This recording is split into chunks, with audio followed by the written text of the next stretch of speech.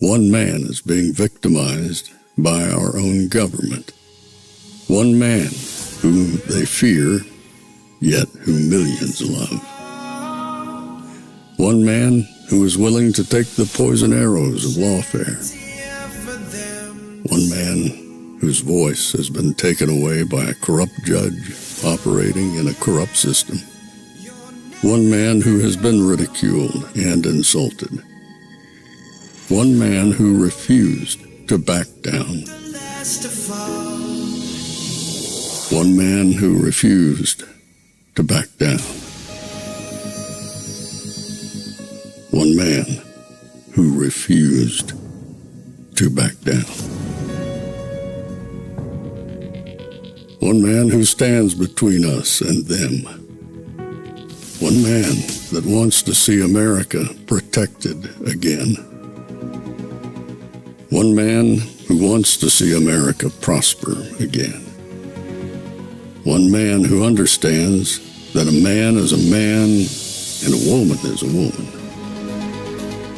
One man who understands and protects the blessing of life. One man who wants to restore American exceptionalism.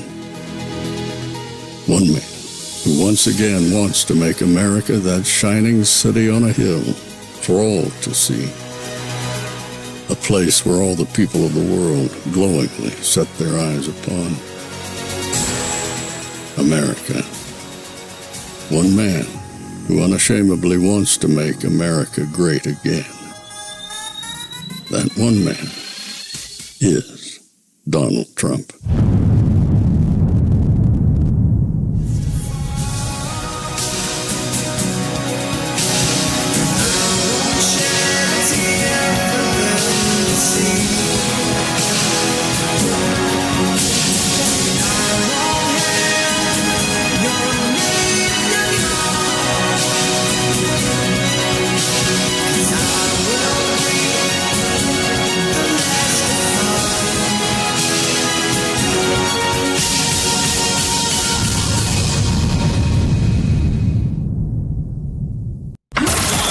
This is Fanfare with Barry Cunningham. You are not strong or intelligent or independent. I don't know if that would describe you, Kellyanne. I appreciate it, John. It just shows how desperate and concerned they are that they are not certain that they're supporting a strong, intelligent woman for president. She's down in the polls or maybe tied, and I'm standing here from the ellipse with the White House in the background without a teleprompter because I'm able to speak with you, the place where I worked for 4 years for President Trump. And may I remind everyone, as I said in my RNC speech, I looked around the Roosevelt Room one day, John, something you're familiar with, and I saw Brooke Rollins, Ivanka Trump, Sarah Huckabee Sanders, Mercedes Schlapp, and me. Between the five of us, we have 19 children. At the time, ages 2 through 16, we had the highest rank in the White House as strong, intelligent women. Show me a C-suite in America. Hey, show me any of Mark Cuban's entrepreneurial pursuits where some of the top positions are being held by working moms whose kids are ages 2 through 16. You're not going to find that. It really doesn't matter to me what desperate people say. What I care about is defending the tens of millions of strong, intelligent women who are going to vote for Donald Trump next Tuesday and already have. And whether it's Joe Biden calling us garbage or mega MAGA extremists, Hillary with the deplorable, irredeemable, and now Mark Cuban questioning that women around Donald Trump would not be strong or intelligent. They're losing this election based on their elitism and their direct insults to the American people. I just got off a plane, so pardon my delay in responding to Mark Cuban's disgusting misogynistic remarks. Some reservos. Michael Cohen on 3 levels. Just confirmed and denied by the Supreme Court of the United States. I'm licensed in 4 states. I graduated college in 3 years. Savage v. Trump. By the way, I could keep going, but those are the cases I win. And your left-wing media and your rhetoric, and you're putting women down. See, President Trump doesn't do that. He surrounds himself with strong women like me. So Mark Cuban, you can go to hell. I'm voting for Trump because I want my daughter to never, ever be around people that speak like you do. So I saw that Mark Cuban went on The View, the gift that just keeps on giving, and said that Donald Trump does not like to have strong and intelligent women around him, and that they intimidate him. First off, that's obviously wildly unintelligent. And second, as my own just anecdotal story, when I met him last week in Vegas at the rally for the first time, he said, "We need to get you a job." So, am I not strong and intelligent? Mark Cuban just said there are no strong, intelligent women around President Trump. It's a disgusting lie. And it's pretty funny coming from Democrats who can't even tell you what a woman is. I worked for President Trump for 2.5 years. Democrats tried to tear me down. President Trump empowered me and every other woman in America. My name is Sarah Sanders, and I'm proud to join the millions of smart, intelligent women who will stand with Donald Trump this Tuesday. You watch that clip and you see how easily that just rolled off the tongue, like it was an instinct. And then you watch the Joe Biden clip and you see how easily that came out as well. I'm starting to pick up on a pattern here, that when they're backed into a corner, they lash out, and the first thing that comes out of their lips is an insult to the people who they think they can't control. As a young woman, this was extremely offensive. And, I'll just say this. America, you have 5 days left to remind people like Mark Cuban and Joe Biden that they do not get to denigrate you without consequence. It's completely unacceptable. You cannot be. I don't know what he was thinking. As you saw in my little title thing there, lower third is what it's called, that this campaign of Kamala Harris is completely in free fall at this point. It just seems like unforced error after gaffe, after just mistake. None of it makes any sense. We got a few days left, and they're still out there screwing up big time, royally. You decide to, as I said earlier, we're Nazis, we're fascist, we're deplorable, we're garbage, and now the women are stupid and weak. I don't know if you sat down and put together a campaign guide, your manual, and you said, you know what can we do to piss off the other side so much that they'll go vote for us?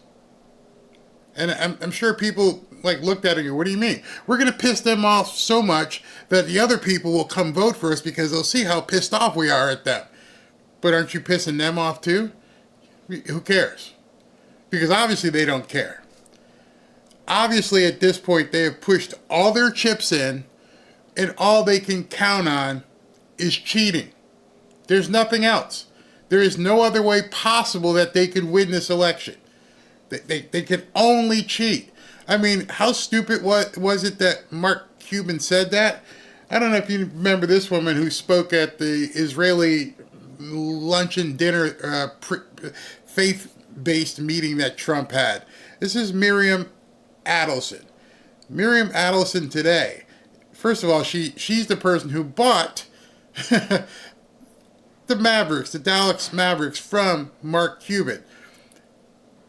And she paid $100 million today, donated to Trump.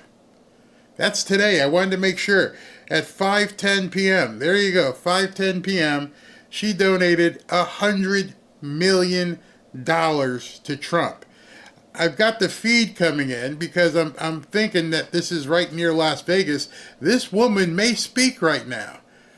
So here is the woman who is astute, intelligent, strong enough to buy your basketball franchise, and she works with Trump. She's a donor of Trump, and you're saying the women who work around Trump are stupid and unintelligent. Yeah, you stepped in it again. The entire campaign has stepped in it again. It's obvious to me at this point, and it's probably getting real obvious to you as you're looking in on the event. I was waiting to see if she comes out and who comes out. This guy here, remember me telling you about this guy? This guy gets so much airplay. This guy ends up jumping up in here because he ends up coming up and basically checking the microphone for Trump. At every single event, he comes up and checks the microphone for Trump. I love him. I love him. He has turned his career into basically getting as much face time as possible. I'm the guy who fixes all this stuff for Trump. But in any event, all they can do is cheat. There's nothing left. I think you guys realize that at this point. I mean, there were some people who were worried earlier about Polymarket, and the whole thing with Polymarket, it's a gambling site, and people put their money up, and you don't know who's putting up what. You don't know how they're basically working that market. But I can just show you again that it's 63 to 36. It's almost a 30-point margin. Stop. Just don't worry about that crap. Worry about the stuff you can worry about, which is A, get out there and vote so that it make it too big to rig, because some people are actually saying this thing may be over before Election Day, depending on what happens in different states, which would be absolutely amazing. Amazing if that were to happen. But in that regard, talking about getting prepared, I've told you many, many times at this point, make sure your ducks are in a row, because the game starts. This is pregame. All this stuff what we're getting ready to do, and if you voted, that's a pregame. And then Election Day is I don't know, I would say stretching on the field. November 6th, everything starts. November 6th is when the fight begins. Listen to what Steve Bannon had to say about that. Or you cannot come off your task and your purpose right now. It's quite, it's quite defined, and we can do this. We can definitely do this. There's no doubt. This is why, if I notice I'm a little, I've only had a couple hours sleep, and one of the reasons, work with many, many people to actually go through this in quite a bit of detail. And if we execute, if we do our jobs, we have this. Now imagine this. This man just spent 4 months in prison. 4 months in prison, getting ready for this day, this time. And people sometimes say to me, "Are you tired?" I'm like, "Yeah, I'm tired, but no time to sleep right now. We can sleep at the end of November. We can take some days off then. Babe, I know we want to go on vacation. I can't, not right now." And so this man, I don't know how old Steve Bannon is, but he knows Trump is 78. I don't know how old Steve Bannon is. He looks extremely tired. I hope I don't look as tired as he does, but we can't stop right now. You can't stop right now. One of the things that is happening over on X is the cheating is being documented. I've never seen anything like it. I mean, the instant somebody has a problem, bam, it's posted. I mean, literally, the old Twitter 1.0, would never have allowed it. Now, every time I go and refresh, hey, this happened. Hey, this happened. Oh, they're doing it here again. And it's just, it's amazing. It's like looking at a most wanted poster or something. Because every time one of these things happens, it gets posted. And so, like, the last couple of things I put up on Twitter myself, on X, whatever you want to call it, I'm sorry, is basically that. Start reporting everything you see. Here, look at my profile. Let me put that up. See something, say something. Somebody say, "Hey, listen, it's happening again in Arkansas. They're trying to vote and they're pushing a button, and it won't go to Trump. There's something wrong with the machine." They're letting people know right away. Just received a valid source that voting machines in Albany, Georgia had their clocks off by 12 hours. People are talking about it. This didn't happen in 2020. This one is amazing. Judge in Arizona just ruled that the Democrat Secretary of State must immediately release the list of nearly 100,000 voters who officials marked as U.S. citizens when they hadn't even provided any proof. And a judge put it out there. And I wrote, as I've been telling you, this ain't 2020. Things are happening so fast. Everything is being documented. Everything is being investigated. People are finding out all of these irregularities. And then Steve Bannon, who's just got out of jail, is telling you, be ready for this fight. We're going to spend a lot of time today to talk about, remember, November 5th, it doesn't end there, it begins there. It doesn't end there, it begins there. That's maybe what Churchill called El Alamein, the battle. It's that may be the end of the beginning, right? It starts a whole nother process. We'll talk a lot more about that. this show over the next couple of days until we get our coverage going here in Washington, D.C., and we've determined that we're going to be here anchoring in Washington. We're going to have crews at Mar-a-Lago. We're going to have crews at the Convention Center in West Palm Beach, and people all throughout the country in all the important battleground states. But it is to make sure that we know exactly where that puts us in the fight ahead, because they are going to the mattresses. You know, Mark Elias and these guys are not going to give up. Now, going to the mattresses, an old mob reference there, meaning they're getting ready for war. And if they're getting ready for war, you got to be getting ready for war. No cigar smoking on November 5th. We're going to have to wait until basically January 21st or whatever it is, because now we need you. I know I've been doing this show and I've been telling you to prep. I've been telling you to buy gold. I've been telling you to buy silver. I've been telling you to prep your food. I've been telling you all that because you have to go to the mattresses too. Watch the Godfather and see what they did when they went to the mattresses. They all get together and they sit there and make sauce. Or rather, how they say it, gravy. They make the gravy. And they get ready and they have big batches of food because we're going to be here a while. We're going to be taken to the mattresses. I just want every one of you to be absolutely prepared to go to the mattresses. Understand, you're going to have people, myself included, if we need to get the word out, if we need to say things, get on X right away. Start. If you see something, understand, they're not going to allow us to talk about it here. Just grasp that right now. Whatever we see, I will not be able to talk about it here. Nobody will. They will vaporize you in a heartbeat for disclosing anything you see. So we're going to have to shift operations. You know, we'll still, do videos here, but all the stuff from November 6th, November 5th on, when we see all those discrepancies and we need to get the word out, that's going to have to happen over on X. It ain't going to happen here. It ain't going to happen on Facebook. So you need to be ready. And I don't want to sound like I'm a harpy, but if you know what happened 4 years ago and you don't want that to happen this year, you need to take your Wheaties, take your vitamins, do an IV drip with some B12 and be ready, because now is getting close to what they're going to do, whatever they're going to do, and our response has to be in kind. Let's continue to what Steve's got to say here. They look at the 5th, because I think now you can see they understand that the bait and switch to Biden, or to Biden to Harris, they didn't pull off. You like Kamala Harris. So it didn't work. Now this is the desperation. And for some reason, they've decided to take their desperation to a point where they just want to insult everybody. I'm gathering that the idea at this point is to drive people to a point where they're going to react a certain way. From the media down to the social media networks and then out to the street.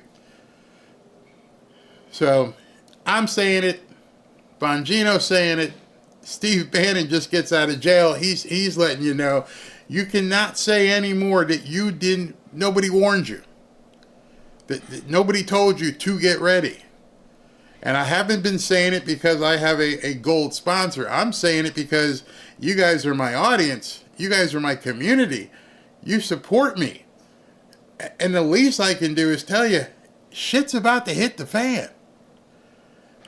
And so, just like a ham radio and everything, we've got this network called X that we didn't have in 2020. And everybody over there, that's why I've been pushing you guys. Get over there, because you're not going to be able to talk about it here. It's not going to happen. Our group is growing by leaps and bounds. I mean, I am so happy to see what you guys are doing over there.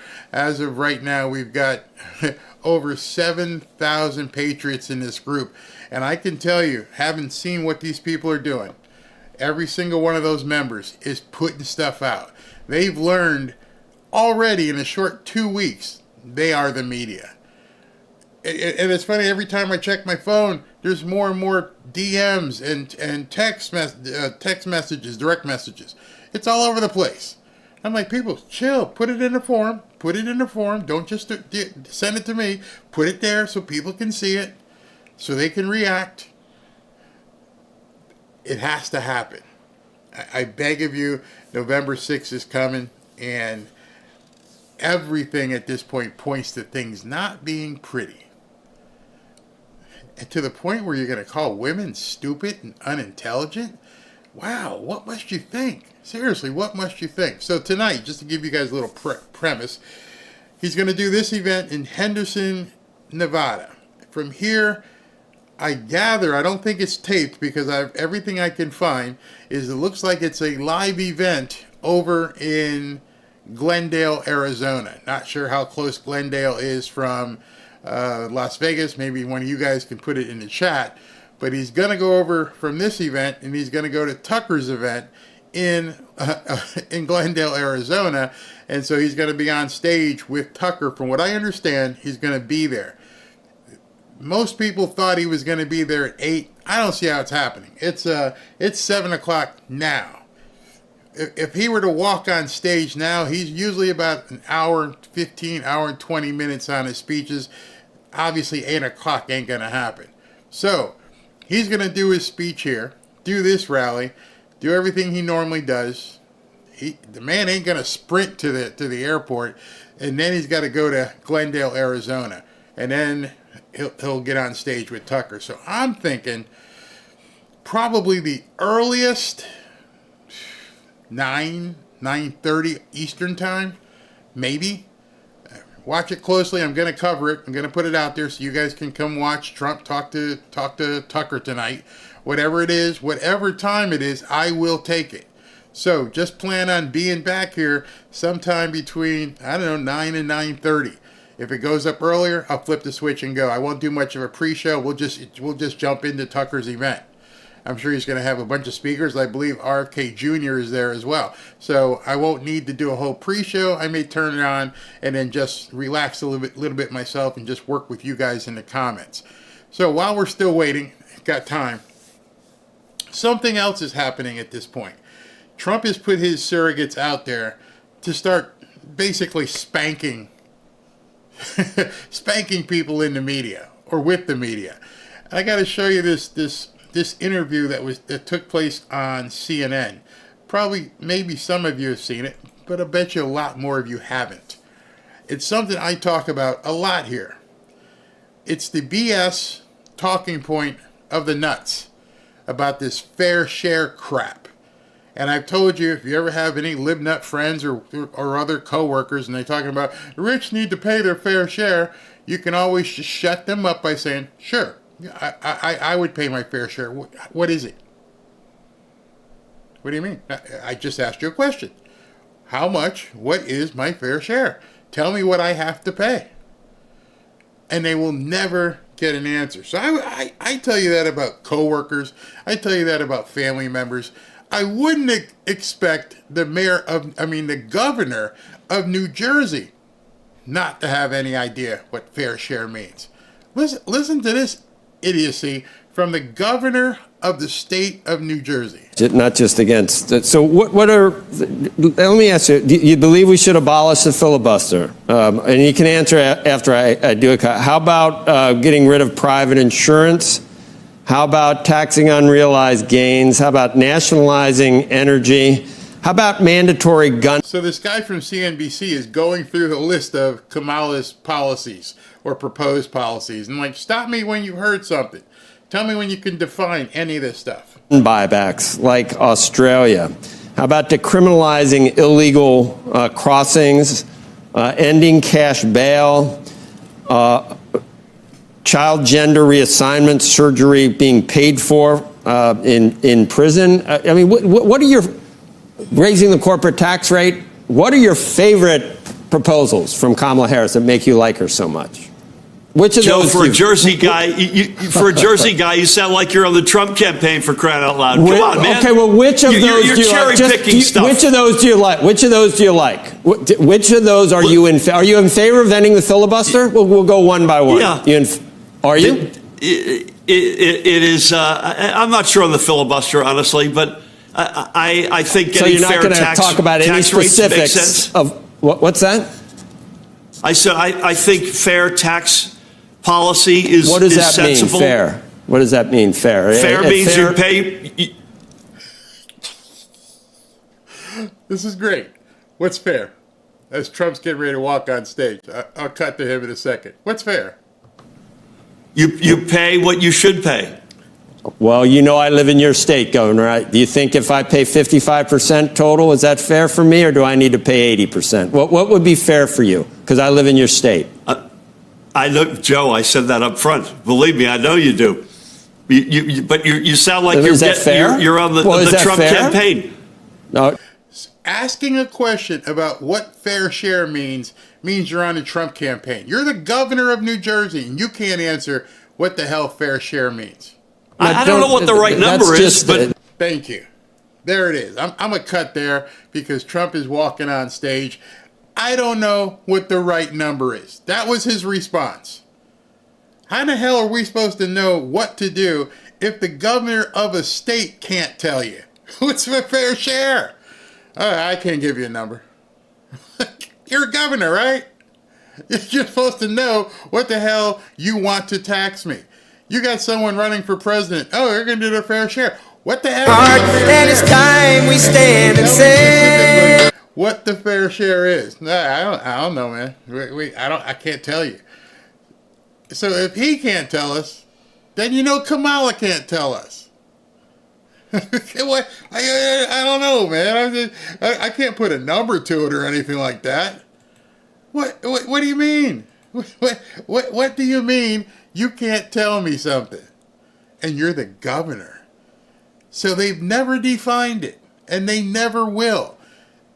And so when people tell you, you got to pay your fair share, that is strictly communist and something they want to play by the book. I mean, play as they come, because they're never going to be able to define to you what the hell your fair share is.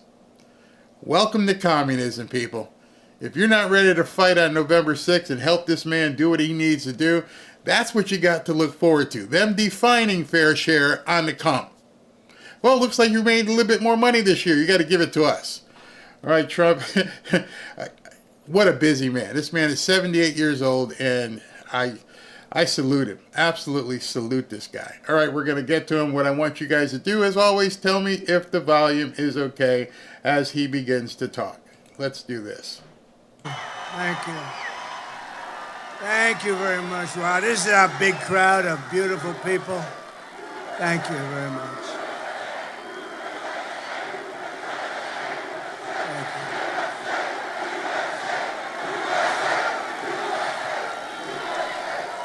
Five days.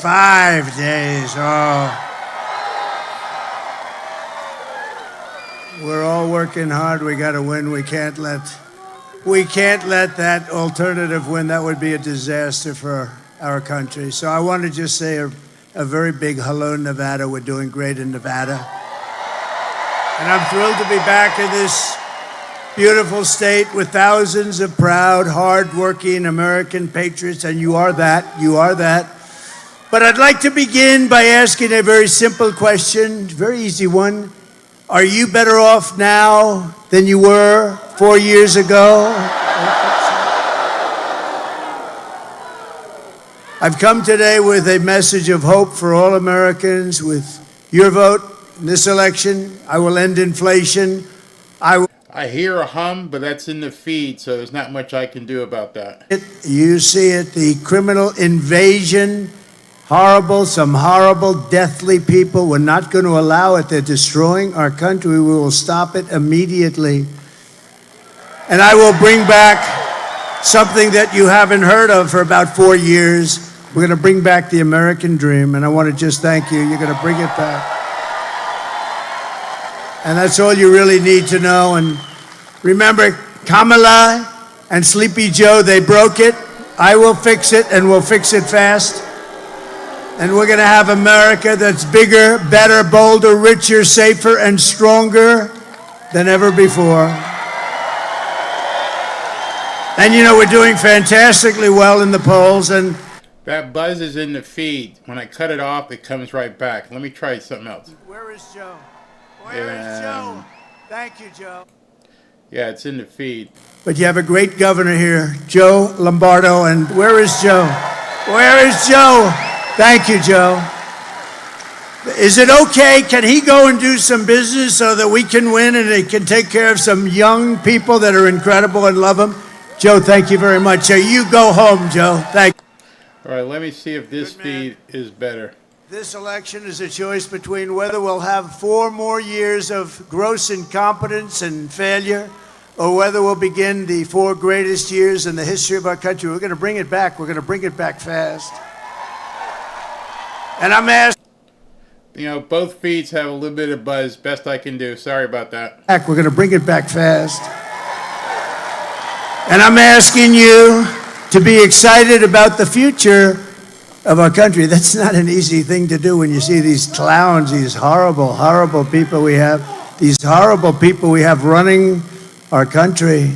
I'm asking you to dream big again. Dream big again. This will be America's new golden age. That's what we're going to do, a golden age of America. Every problem facing us can be solved, but now the fate of our nation is in your hands. This is a very big state for us. This is a very big state. I love it. I'm here a lot without campaigning, but I want to tell you this is a big one, and it looks awfully good. It looks, I don't want to say, just keep voting, keep voting. You got to get out and vote. On Tuesday, you have to stand up and you have to tell Kamala that you've had enough. You can't take it anymore. She's horrible, the worst there is. There's never been anybody worse on the border. She's the worst. She is the worst vice president in the history of our country. Kamala, you're fired. Get the hell out of here. You're fired. The worst. Horrible. Horrible. She is horrible. And she lies. Every time she gets up, she tells a lie. Donald Trump will not allow fracking. That's a first, by the way. I won't allow. Donald Trump will not allow drilling for oil, which is going to make us rich as hell. No, he doesn't. No, she lies about everything. IVF, she lies. I feel like I'm the father of IVF. She lies about everything. She's worse than crooked Hillary, actually. You know, Hillary was a lot smarter, and she lied a lot, but this one lies about everything. She just makes it up as you go. We've been setting records in early voting, as you probably know. Thank you, Michael. Appreciate it. But we can't let up. In-person early voting in your state ends tomorrow, so get out and vote. But the main thing is you gotta vote. You gotta get that. Tuesday is a very special day. It's a big day, and we can close this thing out. We're leading for the first time, I think, ever, right? We're leading in early voting for the first time ever. That's right. Never happened because, as you know, Democrats always lead in the early part, and the Republicans like to go there on Tuesday, and I understand that you want to see your ballot go into a box. I'm not even sure you see that with this craziness that we have, but we're going to get it all changed. But we're doing really well, and to be leading in early voting is unprecedented, so that's really great. So it's an honor. And if you can't make it tomorrow, you got to make a plan. You got to be there on Tuesday, everybody. Who has not voted? Whoa. Whoa. Who has voted? Great. That is great. Wow. Thank you very much. That's great. Thank you. Look at that. Oh, I'll bet I'd like to know what casino you work for, huh? Look at that. That's great. So those that haven't, get out and vote. Every vote counts. Thank you very much. With your help, we're going to win Nevada. We're going to defeat Kamala Harris. Kamala. And we're going to, what are we going to do? We're going to make America great again, right? Over the past 4 years, Kamala has orchestrated the most egregious betrayal that any leader in American history has ever inflicted upon our people. She's violated her oath, eradicated our sovereign border, and unleashed an army of gangs and criminal migrants from prisons and jails, insane asylums, and... Thank you very much. So sad. Thousands of people all over our country. This is constant. These are some really tough people, some really bad people coming in. They make our criminals look like nice people. That's how tough they are. They are just so bad. The jails are being emptied into our country. Jails from the toughest countries are being opened up and let in through her stupid open border policies, totally unvetted. Nobody knows who they are, where they come from. Again, countries you've never even heard of. The day I take office, the migrant invasion ends. And I believe it's the biggest problem. Our country begins. Biden and Harris. You can't say Harris because nobody knows who Harris is. Nobody knows. You say Harris, nobody knows who the hell she is. But nobody knows. You say Harris, nobody knows who the hell she is. But that's great. Thank you, darling. Thank you very much. Thank you very much.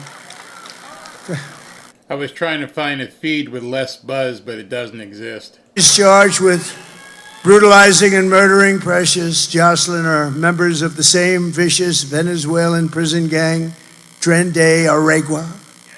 And they're taking over apartment complexes in Aurora, Colorado, where you have a governor who's petrified. He's a radical left lunatic, and he's petrified. He doesn't know what the hell to do. He's lost. I call him a lost sheep. And they're unleashing a violent killing spree all over America. The United States is now an occupied country. Can you believe I have to say that? We're an occupied country. They're coming in, and they're by the thousands, and they have equipment that's military-grade equipment. How do they get that? They have military-grade equipment, but it will soon be an occupied country no longer. November 5th, 2024 will be Liberation Day in America.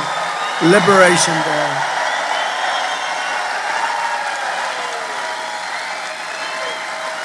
On day one, I will launch the largest deportation program in American history. We're going to get them out. We have no choice. I will rescue every city and town that has been invaded and conquered. They are conquering areas of our country. They're conquering. We don't know, and nobody wants to talk about it. And the fake news, of which there is a lot back there. Whoa.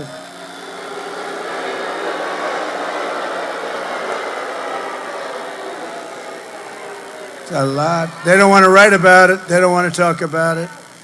They don't want to. They'll write about it after the election. No, you don't want to write about it now. And we'll put these vicious and bloodthirsty criminals in jail, or we'll kick them the hell out of our country. We'll want them out.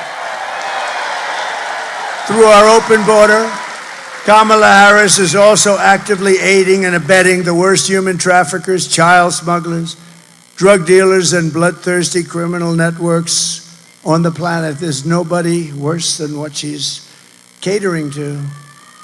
They even have an app number, where to call, so they can dump off illegal migrants. They have an app. Can you believe it? They have cell phones. They have airplanes flying over the border, loaded up with migrants that they're dropping all over our country.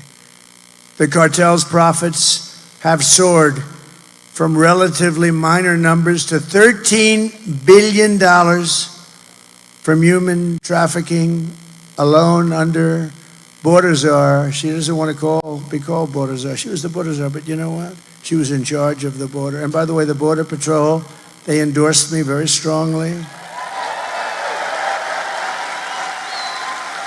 They even said I was the greatest president in the history of our country. Now, I said, does that include Abraham Lincoln? Does that include the great George Washington? They said, you're the best president, and we're the best president on the border. We had the best border. Drop that, please. Drop my all-time favorite graph. Do you mind? I love this. I sleep with this. I kiss it. I kiss it. Oh, that saved my life, I guess. Without that graph, I wouldn't be here right now. I looked over to my right very quickly, and I noticed there was a little problem. A little bit of a problem. Lunatics, we got lunatics out there. But that says it. The last day that I was in office was the arrow on the bottom. That was the lowest day in the history of our country for illegal immigration. That was done by the Border Patrol and ICE. And then it became like an Elon Musk rocket ship. Look at that. Look at what happened. That was the lowest day we've ever had in terms of illegal immigration. By the way, the drugs were equally low. The whole thing was so good. All that guy had to do is leave it. He went to the beach all the time, right? He could have gone to the beach, but he went to the beach, but they made changes. Instead, remain in Mexico. I got things that nobody could come into our country. They had to remain in Mexico. I think Tijuana might have been the fastest growing town in the history of the world. Hundreds of thousands of people, but they weren't in our country, and we want people to come in, but we want them to come in legally, right? We want people to come in, but they have to come in legally. We don't want murderers and drug dealers, and we don't want them to open their prisons. Think of it, they're opening their prisons and dumping them on us. But every day they're stealing innocent lives on both sides of the border, both sides. Just days ago, a young U.S. Marine Corps veteran named Nicholas Quetz from Arizona was driving through Mexico very routinely. Who would think this could happen? For a beach weekend with his great friends. Yet everybody loved him. He had a lot of friends. When he was viciously gunned down on the highway and murdered by members of a Mexican cartel.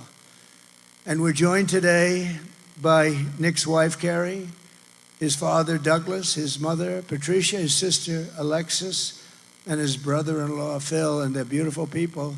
And if they'd like to come up, I'd love to have them just to honor their beautiful boy. I'd love to have them. Come on up. Oh, good.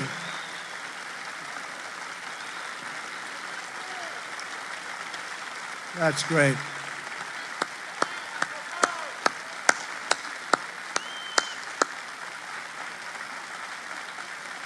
This is a great family, a perfect family, and what happened to them should happen to nobody.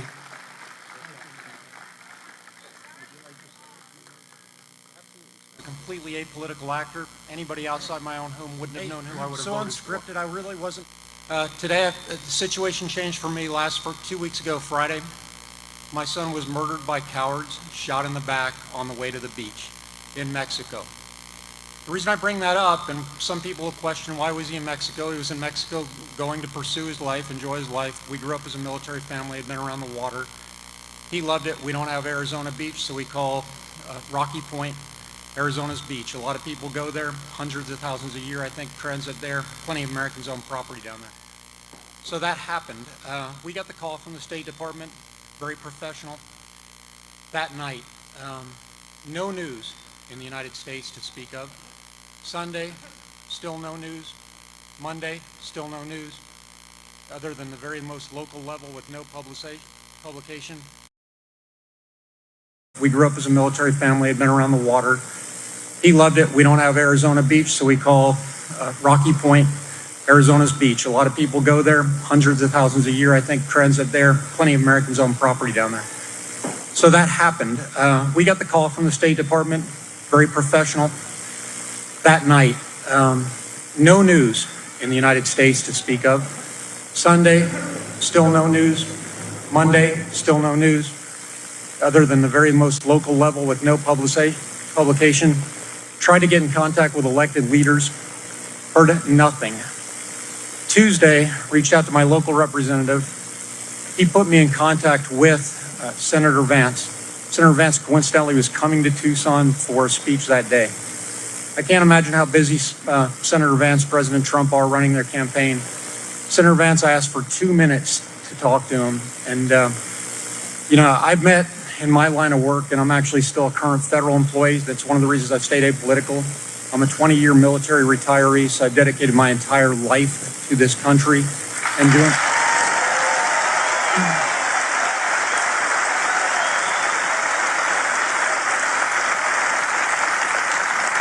My son, who was murdered, is a 4-year military veteran of the United States Marine Corps. He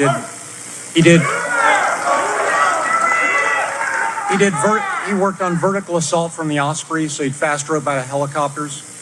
My daughter is actually a drilling Army reservist, and my son-in-law recently medically retired due to issues sustained on active duty. So our family's a military family with generations and generations of service.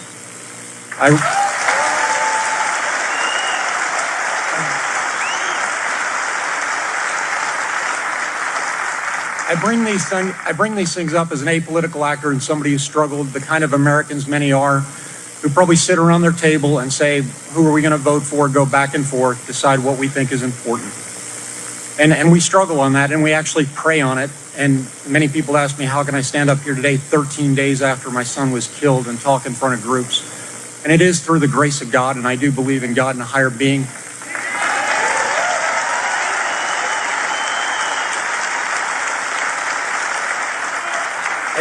I do believe my son Nicholas has given me the power to be here, has given my wife the power to be here, has given my daughter.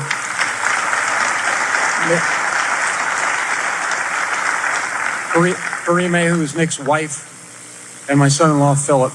And Philip has done such a great job, so now I have one living son, and that is Phil, because one was stolen by the cartel. So when I met with Senator Vance, and because I am apolitical and met many leaders from up to the level of National Security Council plenty of times, working different issues for this government, I asked him a question, and I said, sir, before we talk, I need to know if I'm speaking to the candidate, the senator, or the Marine. And he said, I'm JD. I need you to tell me what I can do for you, and you tell me what you can do for me. And he meant it as a way of helping him to help me. So JD Vance was awesome. I asked for 90 seconds. He gave me 15 minutes. At the end, the very next morning, the very next morning,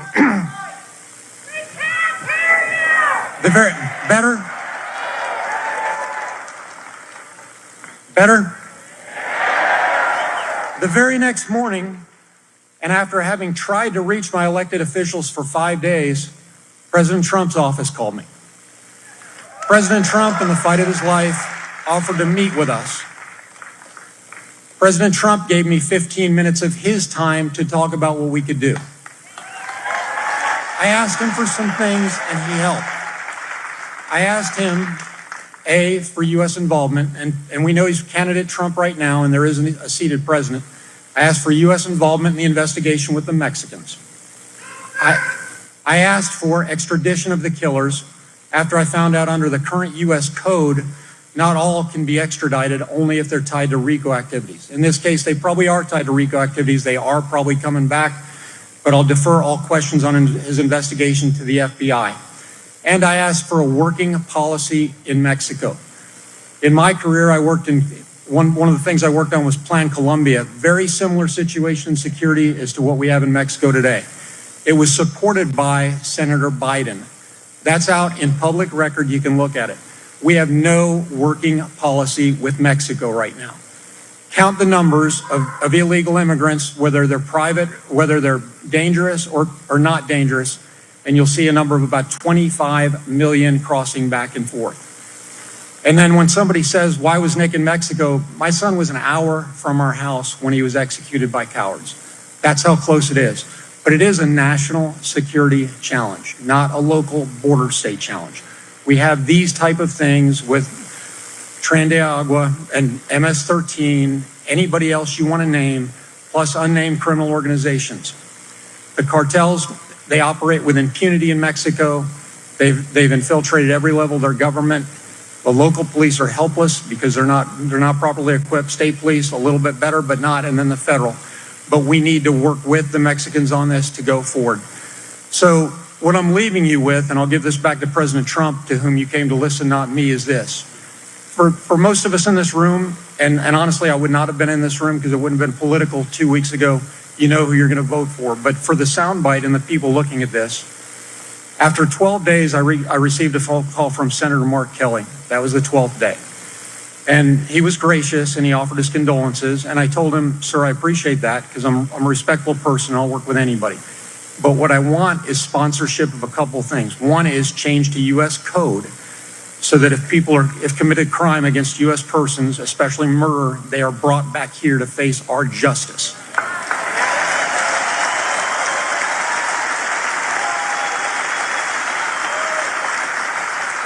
Number two is legislation that is enacted that takes us someplace closer to Plan Mexico that'll institute not only military capability, but also institution building. And if we break out the numbers of what it costs, we can do that for much less than we spend on illegal immigrants. And we can make both sides of the border secure. People are coming here. Some come for economic, and we talk about that, but many of those people are actually fleeing due to the insecurity in their own country. If we can help them, we can help ourselves. Senator Kelly, and as I said, so this is bipartisan, but we need a leader who can enact it. And the leader is standing right next to me because he's promised to enact it. Bipartisan. And I will tell you, President Trump, former President Trump, however you want to name him, and I had some really good conversations. We had conversations between ourselves, two men looking at each other. The man had a tear in his eye when he saw the picture of my son, and the person that those that are on the have not committed and don't know, he's a decent man. He tried to help us, and he promised to help us. He also made a promise to me that'll be between the two of us. But if he's elected, I do believe he'll keep it. Sir, I can't thank you enough. Sir, I can't thank you enough for what you've done for my family in terms of calling attention to this. It was unreported in the media. Go back and check for anybody who looks. And I will tell you, and importantly,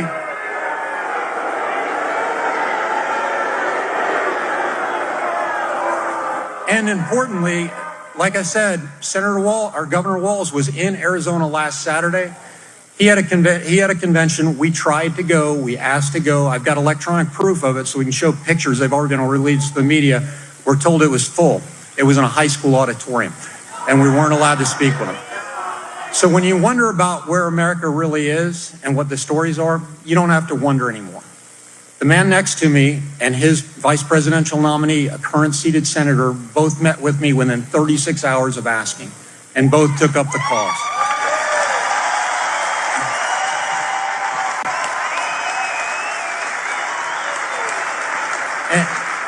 And for any troll that is out there and says your son shouldn't have been in Mexico, if it's safe for 25 million people to come here, how can it not be safe for my son to go an hour south of the border? And for the trolls that say we're politicizing my son's death, I will tell you to go to the root of the word.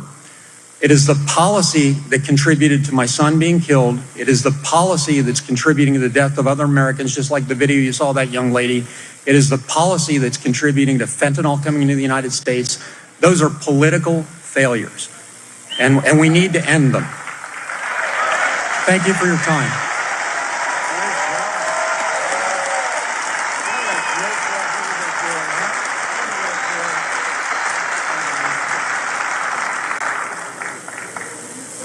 I'm asking you, help us get justice for Nicholas.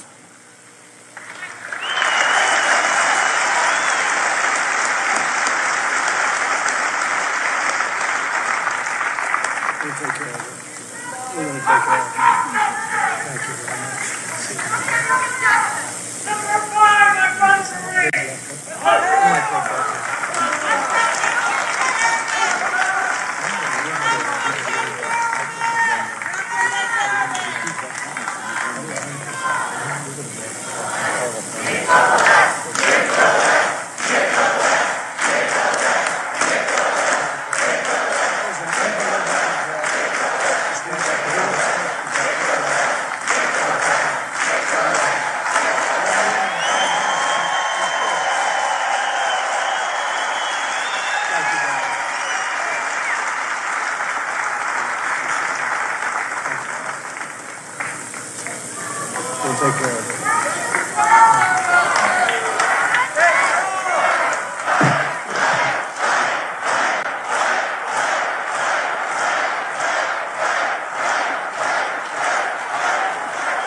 That's incredible. And frankly, to do that, to be able to do that, literally just a few days after this horrible event happened is pretty amazing, I'll tell you. We'll take care of it.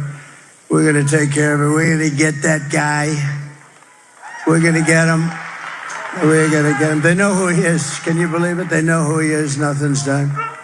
Mexico's going to give him to us. Mexico's going to give him to us. They have to. They have to. It's going to be real easy. When I'm president, we're going to put the drug smugglers and human traffickers, we're going to put them right out of business. They're killing hundreds of thousands of people in our country. You know, if we had a war, it wouldn't be as bad as this. Hundreds of thousands of people a year are being killed.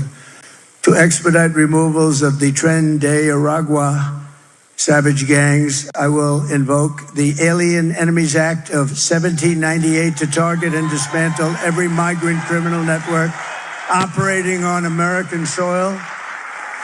And if they come back into our country, it's an automatic 10 years in jail with no possibility of parole.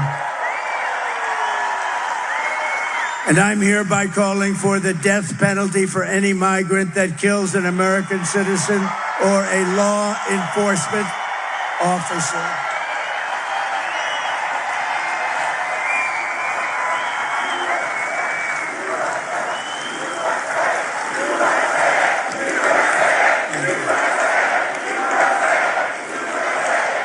And I will immediately ban all sanctuary cities in the United States of America.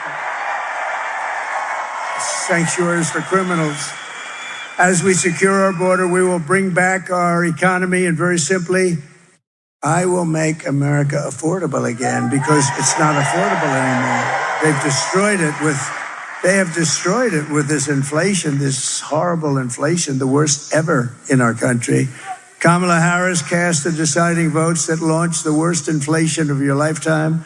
She cost the typical American family over $30,000 in higher prices. You look at your food bills, you look at the cost of food items. You know, more people tell me about groceries. The word grocery, I've heard it more in the last year than any other word, I think. I think I've heard it more than any other word, other than the word garbage. Garbage. How stupid is a man to say that, right? How stupid is a man to say that? But she believes it too. I'd love to hear the conversation now. Oh boy. But now Kamala wants to raise taxes on the typical American family by an average of $5,000 a year. Kamala also launched a war on tip workers. It's a good place to talk about it. And service workers right here in Nevada, increasing the so-called tip allocation tax rate by 60%. That's why you don't hear them talking about no tax on tips. They don't talk about it because they're going just the opposite. In other words, even after Kamala wrecked your economy with inflation, she came after your tip income like a vulture would do, actually. She doesn't understand it. She doesn't know what it means. She has no sense of economics, none whatsoever. If she gets 4 more years, Kamala Harris will pick your pockets bare. We will not have a country. Everyone will flee. Our companies are going to flee. People don't realize these companies, these big, beautiful companies, they're run by international business people. They don't live here. Many of them live in Switzerland and Sweden and lots of other countries. They don't mind. They don't even think about it. They'll take these companies out of here so fast. It's a mass charge to see who can get what company, and they want to go, and they'll go. They don't care. They have no loyalty to our country. We have to keep them here by being smart, not stupid. I will massively cut taxes for workers and small businesses, and we will have no tax on tips, no tax on overtime, and no tax on Social Security benefits for our great seniors.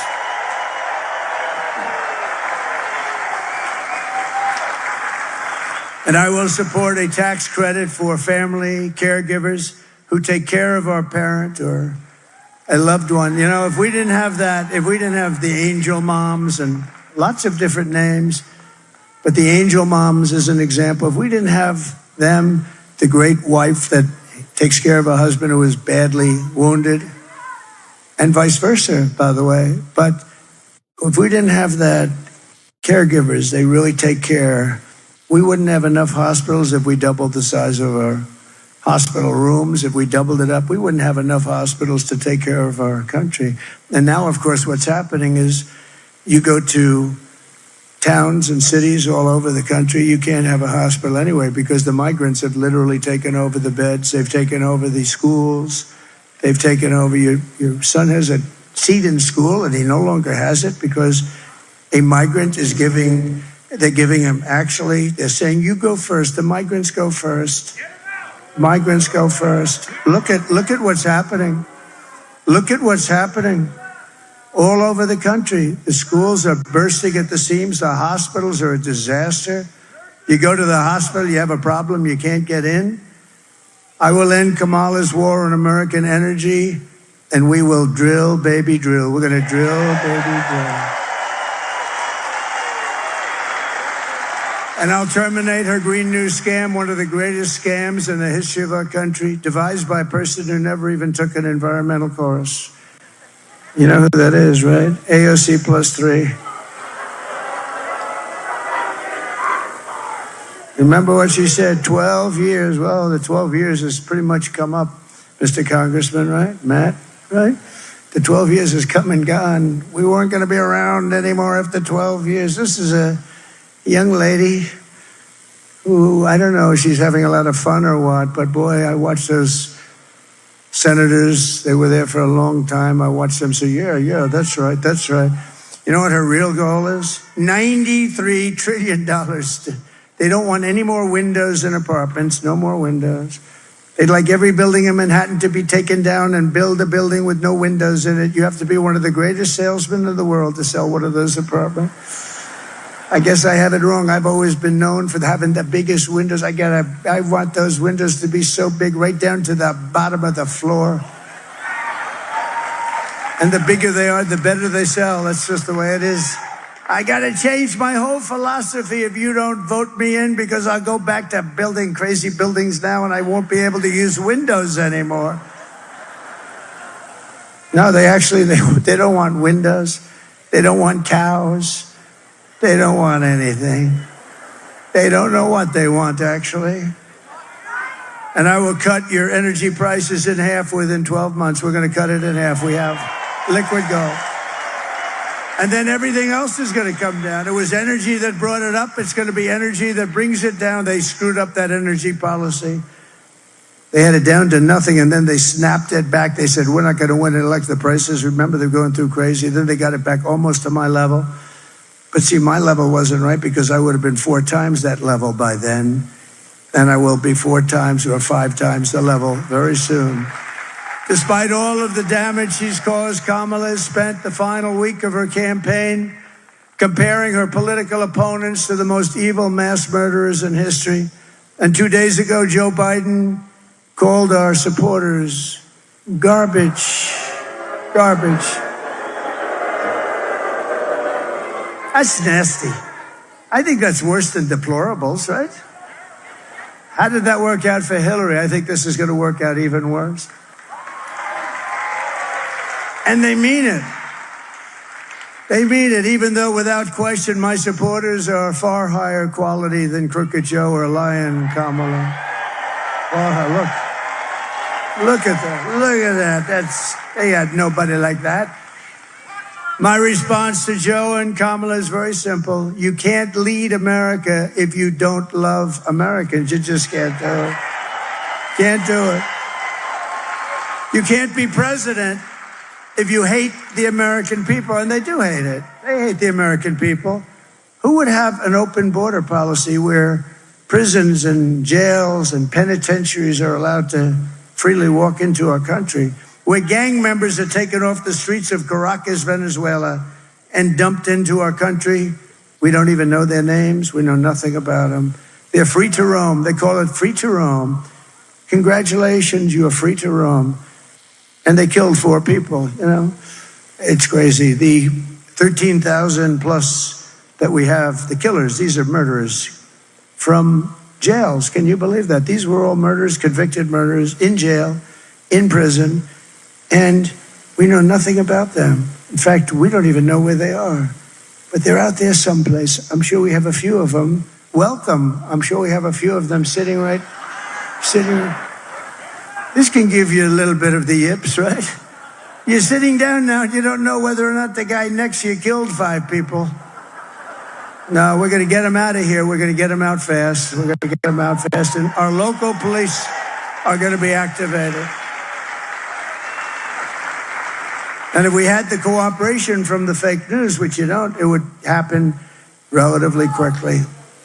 We're going to be able to do it. No, our local police, let me tell you, they know every one of them. They know their middle name. They know everything about them. They know what country they come from. They know everything. But they're told to stand back. Don't touch them. Don't do anything. Stand back. They don't want to stand back. Just like Border Patrol. They go crazy when they see these people pouring in.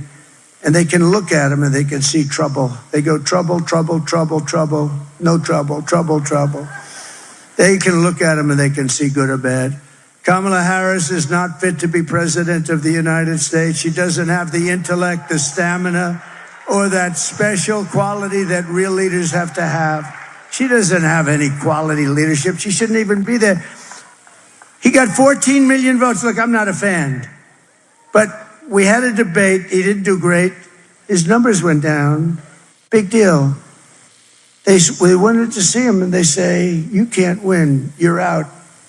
This is, we call him a threat to democracy. They look at me, I'm a threat to democracy. I am the least threat.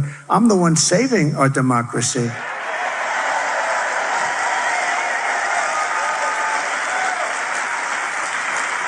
No, crazy Nancy. She's crazy as a bedbug. She walked in and she starts screaming at him, you're out of here. You're out of here.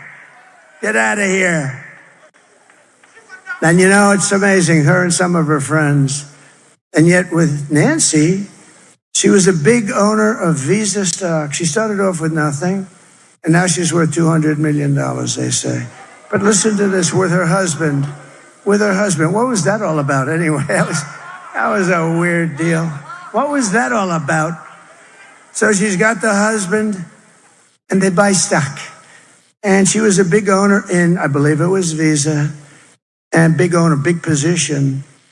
And we didn't know this, but Visa, it was going to be announced the following day that Visa was under major federal criminal investigation. And Nancy sold all of her stock at Visa the day before that came out. I don't know. Sounds a little bad. What do you think, Michael? A little bit shaky. She said it was by strictly coincidence. She said it was by coincidence. No, well, but I don't see the press. Did you guys read about that at all? I don't think so, huh? Joe Biden's comments were the direct result of Kamala's decision to portray everyone who isn't voting for her as an evil and even subhuman person. And we know it's what they believe because look at how they've treated you. They do treat you like garbage. They really do. For the last 9 years, Kamala and her party have called us racists, bigots, fascists, deplorables, irredeemables, even Nazis, and they called me Hitler. My father was a great guy. He was a strong guy, but a good guy with a big heart. Strong, but really a warm guy. Whenever we walked down the street, we'd come sometimes into Manhattan. That was a big treat. And we'd see, in those days, you don't see that anymore. Now you see it at a very much higher, at a scarier level, frankly. They put a gun in your ribs and they say, give me what you have. But they used to hold tin cups out. And he'd always walk by and he'd always put $100 in it. Anytime he saw it, he'd put $100 in. That was like $1,000 today, maybe more. I said, that's nice. I always remembered it. It's nice. But he told me once, I don't even know in what reference, but he said, never use the name Nazi. You don't use that name. Do you understand me? And never use the name Hitler. You don't have to say Hitler. Don't ever say Hitler. Do you understand? And now I'm being accused of being Hitler by these lunatics out there that have lost control of our country. Our country we're riddled with crime. Every city, you take a look at it, it's falling apart. They smell, they're dirty, they're criminal ridden. You take a look at what's happened to our great cities. It's a shame. And you know a city, and I hate to say it, I hurt myself. I have property there, San Francisco. I have a lot of property in California. It hurts me. But I don't care about this. Look, to be president is a big deal. So I don't give a damn about my property, but I own big property in San Francisco. San Francisco. Now I lose another 25 million by this statement. That's one. San Francisco is almost unlivable. And it's because of her. She was the DA who destroyed San Francisco. She then became the Attorney General. And she destroyed, along with Gavin Newsom, one of the worst governors in history. She destroyed California. More people moved out last year than moved in. First time that's ever happened. I mean, they have the best weather, in all fairness. In all fairness, they have the most incredible weather. And they have the beautiful ocean. They have the beaches. They have everything. And you got to work hard to screw that up. But he's done it. He's done it. You know, they just passed a law on voter ID. Do you know that? That not only don't they have voter ID, but it's against the law for you to ask somebody for voter ID. So if you work at one of the very few places that would even have the consequence of asking, because there are no places, you know, they just mail out millions of ballots and they come mailed back in. They don't know where the hell they're going, although they have a pretty good idea. They tend to go to Democrat neighborhoods a little bit more. But they mail out like 38 million ballots, and then they get mailed.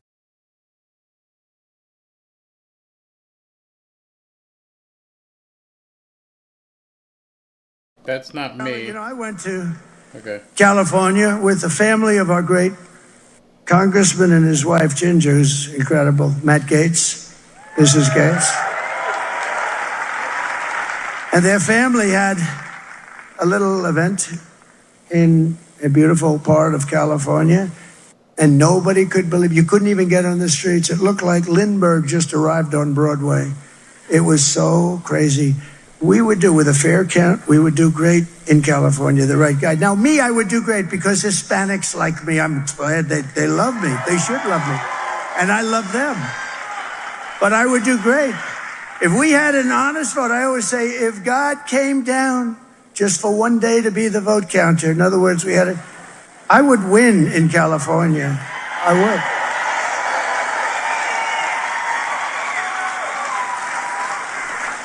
It's a disgrace what happens. Think of it. They send out millions and millions and millions of ballots. They go out, they come back. You know, it's interesting. When you go to a legitimate place, like in Florida, they've done a very good job. But I go into Palm Beach. I go in. They say, sir, I know who you are. I mean, I fully understand who you are. You're the president. But, sir, could I see your identification? Oh. And I say, you're doing the right thing. I actually say, don't be embarrassed. You know, they're very embarrassed. Sir, I mean, I don't know how to ask, but could I see it? I say, yeah, here. Oh, thank you, sir. I thought it was you. I thought, no, they feel good. And then they give you a paper, and you sign the paper, and you put on whoever you're voting for. Maybe there's a bond issue or something, and you do a check, and they're watching, and then you sign. They walk you over to essentially a container, but it could be in the form of a machine. The fewer machines you have, the better, by the way. The fewer you have. You know, Elon Musk told me he's the greatest. I would say, you got to say, in terms of computer, I would say he's probably about as good as you get. And, you know, I watched that big rocket come in 2 weeks ago. It came in, that sucker was going to crash. I said, no, don't let it crash. I tell the story. I was talking to a very important person on the phone, very important. And I'm watching the screen, it's muted, there's no sound, but I see this, seeing live. And at first I thought it might be like a space-type movie, you know, some kind of a crazy movie. But this rocket comes in and it's all burned, you know, it's coming down at 10,000 miles an hour or some crazy speed, and they're just like on fire. But now it's like the size of a 22-story building. That's pretty big, right? And it's coming in, and I'm talking to this guy, and I say, do me a favor, hold it just for a second, okay? I gotta watch this. I put the phone down. I never picked it back up. Can you believe? And because I'm president, but more importantly, because I may be president, he held on for 45 minutes. The guy held on. You know, if I wasn't president or if I had no potential to be president, he would have hung up in the first 30 seconds. But I picked that up like 45 minutes later. I said, hello, President. Very important guy. Everybody heard of him. I felt so badly, but one of those things, but I was fascinated. So I see this massive 22-story ship coming down, and you have the gantry or whatever the hell they call it nowadays. And the ship, and it's coming too fast, and I'm like, oh no, don't do that. I don't want to see it crash. And I didn't know it was Elon. I assumed it might be. I mean, why not? He has everything else to. But the ship is coming down, and then I see the bottom is going to hit that gantry, and then I see an explosion of fire. Pushes it like that, just perfect. The fire's all over the place. The whole thing is burning. There's smoke. I never saw anything like it. Then, boom. And then the arms come out. And just like you do with your beautiful little baby, he grabbed that sucker. And it was secure. I said, it's the most incredible thing I've ever seen. It was going to crash. The fire, everything just computer, right? It was all. I called up Elon. I said, Elon, you know, he gave us the greatest endorsement. He said it's the most important election we've ever had. Do you know where he is right now? He's campaigning in Pennsylvania. Can you believe it? With all he's got to do, because he thinks it's the most important thing he can do. But I said, Elon, was that you, the rocket? Was that you, Elon? I called him up. Hello? I said, how you doing, Elon? Okay, what's up? I said, Elon, was that you with the rocket? Yeah. I said, you're unbelievable. I said, can Russia do that? No. Why not? They don't have the knowledge, and they never will. I said, can China do that? No. I said, why not? Because I have the knowledge, and they don't. It would take them 10 years before they can do that. I said, can the U.S. do it outside of you? No. I said, that's why I like this guy. That's why I like this guy. Hello, Mr. Senator. I just see you there. The Barrasso man, he's one of the greatest people. What a great, I didn't know you were going to be. I'm very impressed. I guess Sam Brown must be doing very well for you to be here, huh? We got the leader of the Senate. We got the leader of the Senate here. And I know it's not for me, so it has to be for Sam Brown, right? Thank you. Thank you. Senator Barrasso is an unbelievable guy, and Sam is unbelievable. And we're going to get to him in 2 seconds. And he really is. By the way, you know, I do the weave, right? You know the weave? It's genius. It's genius. I can go here, but it's always related, maybe sometimes just a little tiny bit. But I can, like here, over there. Because I look, I see them, I say, whoa, there's a senator, one of the biggest senators, and one, maybe the most powerful guy. Because Mitch doesn't have it anymore. No, he may be the most powerful guy in the Senate. And I'm very impressed with you, Sam. That's pretty good. That's pretty good. But nobody has given up more, right? Nobody has given up more who's run for the U.S. Senate than Sam Brown. Nobody. And we should put him in office. Nobody has given up what he's given. Defending us. Defending us.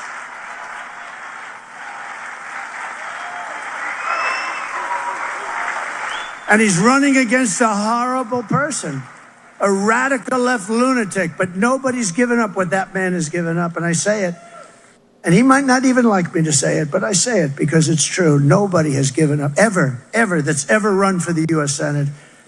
And I just hope he gets in. And he's very close. I saw a poll. You're right there, neck and neck. Great. Nice that you're there, Barrasso. That's great. But they bullied you. They've demonized you. They've demeaned you. They've censored us. They've deplatformed us. You know, they took me. I had 280 million between Facebook, Instagram, and Twitter.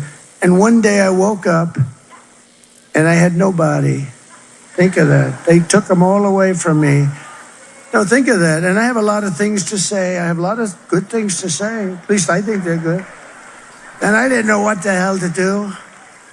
And I went about 2 months and I had all this stuff and my mind's ready to explode because I can't tell people. And then what happens? I did what's called an old, most of you are too young. There's a couple of guys here that's fine. They know, they've heard it. But I did what's called an old-fashioned press release. And I do a press release, and I put it out, and it got better and better. Save America. It was called Save America. And people loved it. And then I created Truth. Think of this. Truth. And it's hot as a pistol now. So think of it. Somebody said, very smart guy, a Wall Street genius, he said to me, think of it. They hated you so much that they took you away from, I had like 280. I know Mark Zuckerberg said I'm number one. I think of that. He came to the White House, and he's actually been very nice to me, I must say. But he came to the White House. He said, congratulations, you're number one. But on Facebook, Instagram, and Twitter, then they called it Twitter. Now they call it X, but under a different regime. And it's great that Elon bought that. He's done us all a big favor because these were bad people. But so this friend of mine who's a great natural business person, he's viewed it differently. I said, can you imagine what they did? But think of what happened. They deplatformed me, just like I said. They took my voice away. I then came up with a press release, and the press release went crazy. It was like almost as hot, maybe just as hot. But then I said, I got to open up some kind of equipment or machinery. I got to do it like, I want to do it. So I couldn't do it then because they wouldn't even talk. They wanted me. They wanted my voice silenced. So I created Truth. And it's really good. It's very expensive to do that. It's expensive stuff. Between the clouds and all the other crap that I had to learn about that I wasn't interested in. I got a cloud. I got everything. But this guy said to me the other day, he said, think about it. They deplatform you. They take your voice away. They want to destroy you. So you, in a moment of weakness, develop your own source of information, and you do it at a high level, and you get great engineers, but it's still expensive, and you put it out, and then you open it up, and it's called Truth, and they said you couldn't get the name Truth because it was somebody else had to own it. And I said, check. They said, sir, you'll never get the name Truth, sir. That's a term that you will never get. I said, and you ideally need 5 letters, right? I said, wouldn't Truth be great? They said, sir, you won't get it. You won't get it. I said, check. Sir, I will, but sir, you're not going to get it. I said, check. And they came back, sir, it was available and we bought it for $2,000. Can you believe it? $2,000. And then it had a little burst. I don't know what the hell's going on. So here's my friend. He said, so they deplatform you. They take it all away. They try and destroy you. And you open up something. And as of yesterday, it was worth $10 billion crazy dollars. Did you see that? $10 billion, Mr. Senator. And they're going crazy. They all have Trump derangement syndrome. They're going, can you imagine how they must feel? They take it away and you open something that's worth $10 billion. It's crazy. But it's good. And by the way, use Truth. It's great. It really is. It's great. They've taken your money and thrown open your borders to criminals and terrorists, flooded your towns with deadly drugs and death, and given you jobs to illegal migrants, and sent our blood and treasure to fight stupid foreign wars in places and countries that you've never even heard of. This Tuesday is your chance to stand up and declare that you're not going to take it anymore. You're not going to take it anymore. What we built is the biggest, broadest, most incredible coalition and the greatest political movement by far in American history. And by the way, I say that all the time. They've never challenged it. They can't challenge it. It's not even close. By the way, it's 100 times, 200 times greater than anything. There's never been anything like this. I always tell the story. Pat Buchanan was a great guy, conservative commentator. He came in second in New Hampshire, and he became very famous, and he had a phenomenal career because he came in second. I came in first in 50 states. Think of it. For the nomination, first in 50 states. And then we went on to win the presidency of the United States. And then we won it a second time, but I guess we're going to have to do it a third time. We're going to do it a third time. And it's going to be, if we do it together, because it's not me, it's all of us, it's us together, it's we. It'll be the greatest event in the history of politics in America. I believe that. There'll be nothing ever like it. And we're going to straighten out our country, and we're going to make America great again. It's going to be amazing. 5 days, oh, I can't wait. You know what? I've worked for 62 days in a row. I haven't taken a day off. By the way, I looked at her today. She was trying to justify the fact that they called us all garbage. And I watched her at a news conference. She's exhausted. She's finished. And about 2 weeks ago, after having worked for 50 days in a row, 2 weeks ago, she said, I canceled the show. You know why I canceled it? Because it was on NBC fake news. I said, somebody set me up. I said, I don't want to do it. And I went to another show instead. She said, he canceled the show. I did Joe Rogan for 3 hours, you know. Joe Rogan for 3 hours. She said, he canceled the show. He looks very tired. He looks very, very tired. Because I canceled the show, did another one. No, I cancel shows that are no good. NBC is no good. They're no good. ABC is no good. CBS is no good. And in fact, in honor of you, I just sued CBS today because of 60 Minutes.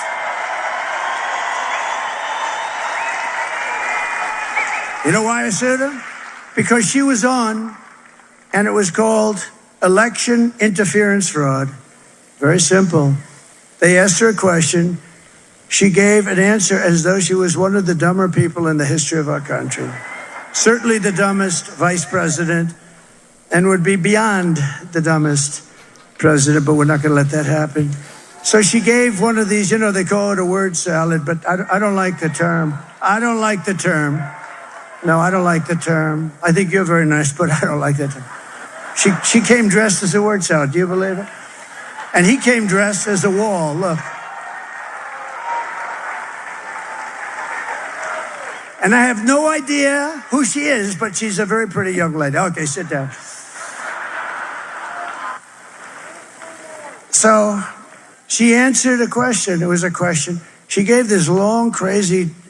If you read the answer, you would say there's something wrong with her. So you know what 60 Minutes did? Can you imagine them doing that for me? They took it was a very long answer. It just went on and on, just words. Didn't mean anything. 60 Minutes and CBS cut it all out, and they took another answer for a meaningless question, and they put it up there. Do you know that, right? They put it up there. They took it and they put it up, and they replaced an answer that would show that she's not qualified cognitively, as I would like to say. I think she should take a cognitive test. She's not qualified. They took it out in its entirety, and they took another answer from someplace else, and they put it in. That's called election interference fraud, okay? So we sued them today, and I think CBS should lose its license, but I think ABC should lose its license also because of what they've done. We'll see. It's a hard one for them to explain. Well, let's say we have a fair judge. Well, exactly why did you do that? I mean, it's, I've seen where answers are sort of juggled around. That's not good either, but a little tiny. But to take the whole thing out and to take another answer from a totally different question and a totally different part and move it in, and they got caught, and they don't want to show us any papers because they might have done it with many other answers. And that's real interference. So, no, we don't have to lock them up. They should lose their license, which is worth billions of dollars. But we brought together veterans and union members, soldiers and steel workers, farmers and auto workers, and patriotic moms and dads of every race, religion, color, and creed. We're welcoming historic numbers of African Americans, Hispanic Americans, Asian Americans, and Arab Americans. Did you see in Michigan how well we're doing with the Arab Americans? That's great. That's good. because we have a real good chance. We're leading in Michigan. We're leading in Pennsylvania. We're leading all over the place. We're leading here. We're leading in Arizona by 8. A great poll just came out. We're leading by 8. We're leading all over the place. But we're uniting Christians and Jews, Catholics and evangelicals, Muslims and Mormons, and everyone who simply wants to do one thing. It's one simple thing they want to do. You know what it is? Make America great again.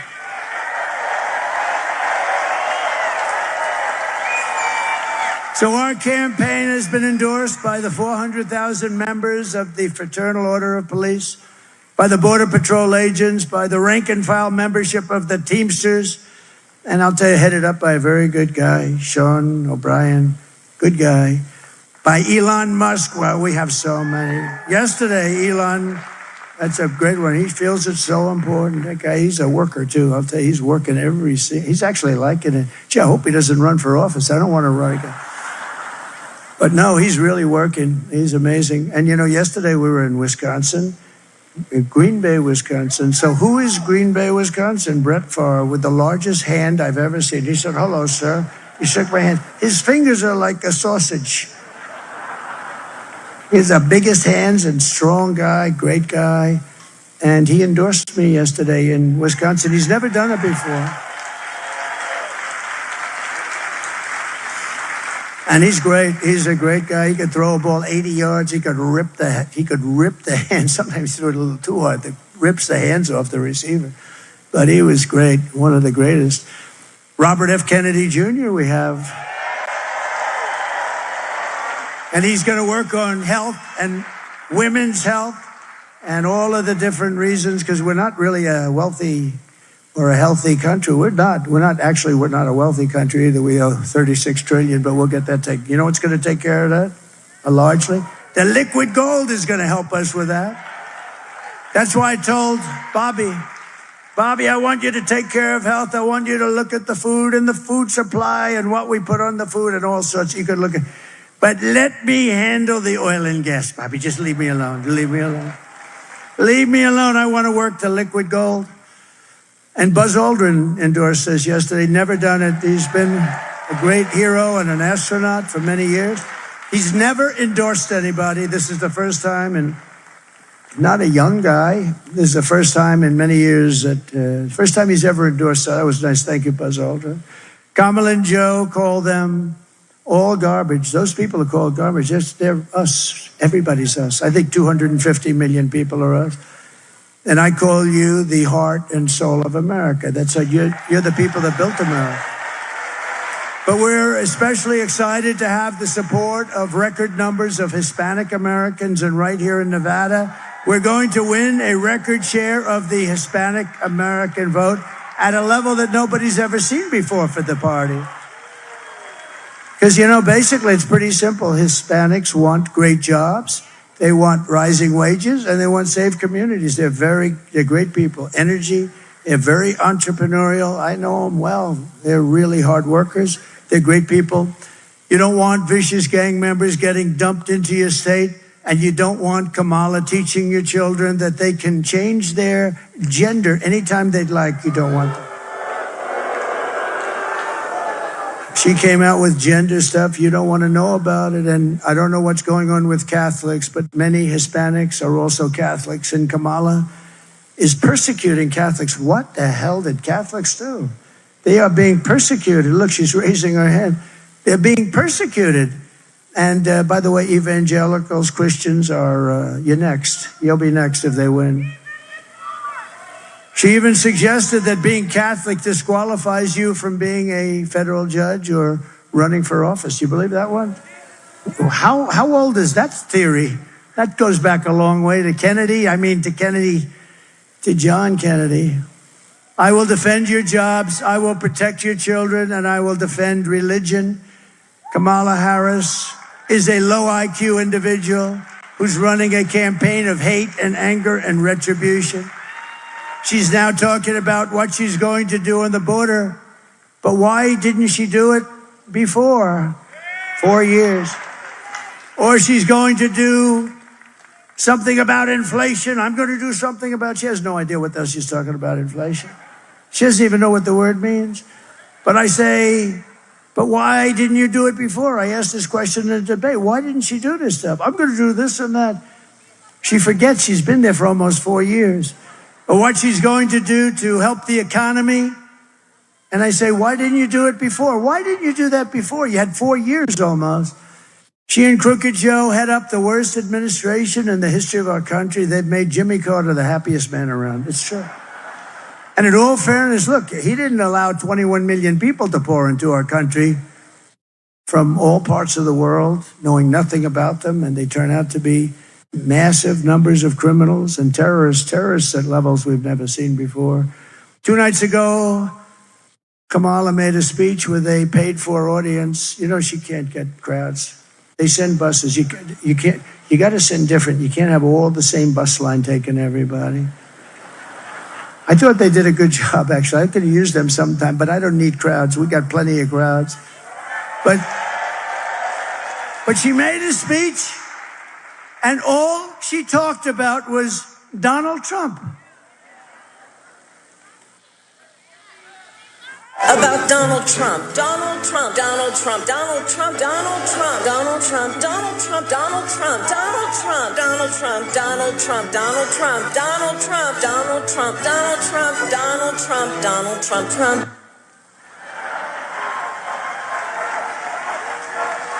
The whole thing was about Trump. She was here for almost 4 years. They didn't do anything. The worst and a failed administration. What they did in Afghanistan, others would be prosecuted for it. And they didn't fire Milley. They didn't fire these generals that did a bad job. He's an incompetent guy, too. They have a lot of incompetent people. We defeated ISIS. Remember that. That was much tougher. We did it surgically. We did it in 4 weeks.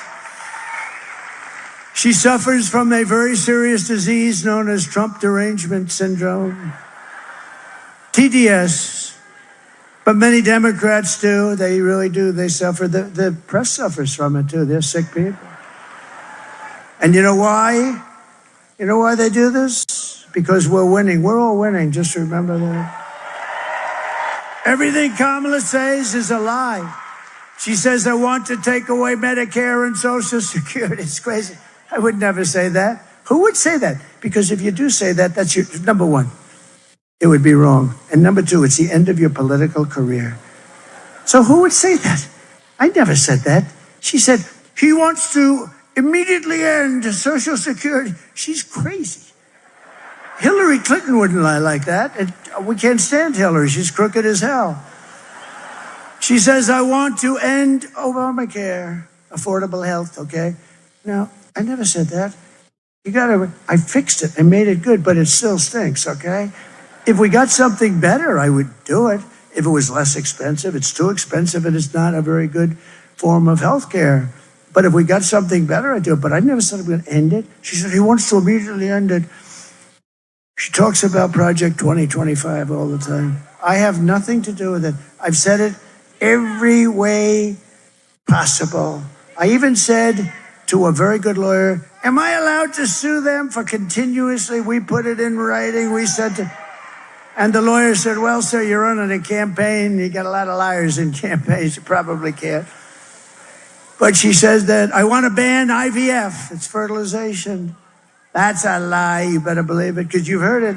No, I'm like the father of IVF. When I heard about it, they had a bad ruling in Alabama. A judge ruled that all clinics have to be immediately closed. And I was called by Katie Britt, great senator from Alabama. And she said, you have no idea. So many women, they're going crazy. And I said, explain it. Just explain it. And after about 5 minutes, I said, well, we can't do that. That's great. That's helping us to have beautiful, healthy babies. That's okay. And I actually said, I wrote something out, and it was quite good, I must say. And it was totally supportive. And Alabama legislature the following day passed exactly what I wrote. And we are totally in favor. But she said, I want to end IVF. In fact, I want to get insurance companies to pay for the IVF if possible. We want to do it. And I'm going to protect Medicare and Social Security and your health care from Kamala's open border catastrophe. So she's the one who threatens your health care. And according to recent studies, Kamala's plan for giving free health care to illegals will destroy Medicare. It'll destroy our country. It'll cost $2 trillion. She wants to do that. She will. That's something she'll do. I will. And by the way, if you tell them, then they're going to come, and it's a tragedy. If you say you're not going to get it, then they're going to stay where they are, and it's not a tragedy. I will never let our country be destroyed. The reason Kamala's campaign has been reduced to this desperate, pathetic stream of hoaxes and lies is simple. The entire world can see she's a train wreck who is totally unqualified to be the president of the United States. She's totally unqualified. There are some people who thrive under pressure, and there are some people who crack under pressure.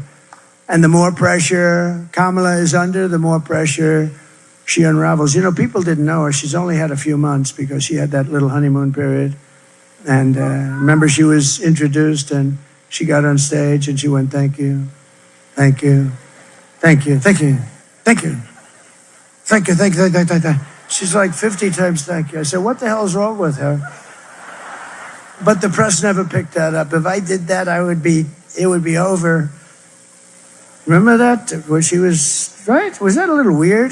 She said like 42 times, thank you, thank you, thank you, thank you. But being a candidate is nothing compared to the pressure of being president. I know both. If she can't handle the press conference or the television interviews, which she can't, she should do Joe Rogan. I mean, it's a really good interview. Then she can't handle the presidency. She'll get overwhelmed, melt down, and millions of people will die. This is not a charity event. This is an election for the biggest and most important job in history.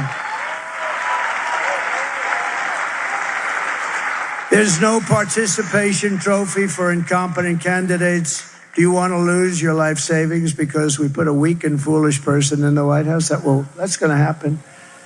If that happens, it's going to happen. Do you want to lose your job or maybe your house or pension because Kamala has the economic understanding of a child? She's a child. Do you ever hear her talk about the economic situation? Oh, me. It's crazy. She shouldn't be here.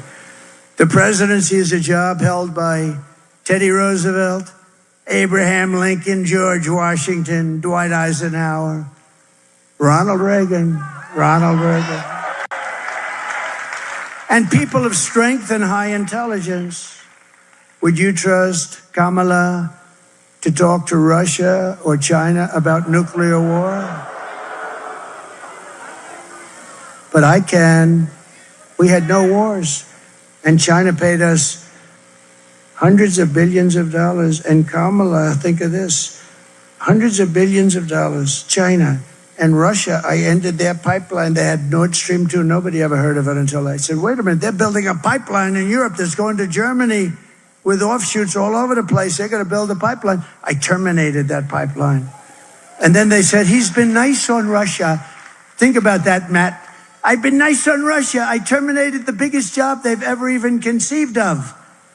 And then they say, oh, but I do get along with Putin, and you know, that's a good thing. And I get along with President Xi, and I get along with Kim Jong-un. But they respect us. They respect us a lot. Now they laugh at us. They think we're a joke. Would you trust her to steer us out of an economic crisis? Nothing is more dangerous than to give immense power to a person with a very low IQ. You wouldn't put Kamala in charge of literally a kindergarten class. You wouldn't. So at the end of the day, you need to ask yourself, can you afford to put someone that's grossly incompetent in charge of the future of our country? I don't think so. On top of all that, Kamala says she would do nothing differently. She was asked that question. Please look. Would you have done something differently than President Biden during the past 4 years? There is not a thing that comes to mind. I stood there on the tarmac watching you check your watch. Could he have done something differently? There is not a thing that comes to mind. Only 18% say the economy is in excellent or good condition. US inflation has hit a new 40-year high, increasing by 9.1% over the financial year. Authorities saying Train de Aragua, which has been linked with more than 100 criminal investigations here in the U.S., has now been found operating its criminal enterprise in apartment complexes. Were you the last person in the room? Yes.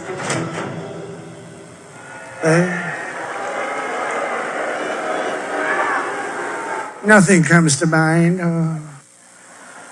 325,000, the worst stat, 325,000 young, beautiful children went through her open border, and they've never been seen again. They're probably dead, or they're sex slaves or slaves of some kind, or captives. Remember that, and the press is, I've never seen a story about it from those fakers back there. Think of that, 325,000 children. And then you remember, a couple of weeks ago it came out that 818,000 fake jobs were created so that they could show how great they're doing, but they were all fake. 818,000 fake jobs. And then a whistleblower, thank you very much, whistleblower, they were going to report a change after the election. They were going to report that it was, they wouldn't say it this way, but essentially it was a fraud on our country. And I never saw them write anything about it. Think of it, 800,000 jobs plus 818,000 jobs, almost 1 million jobs were fraudulently created.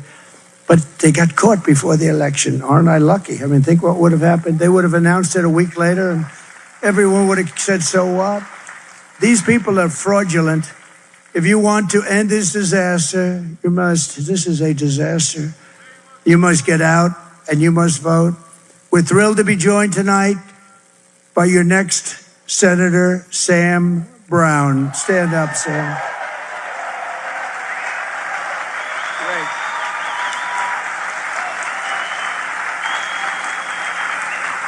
He is doing some job.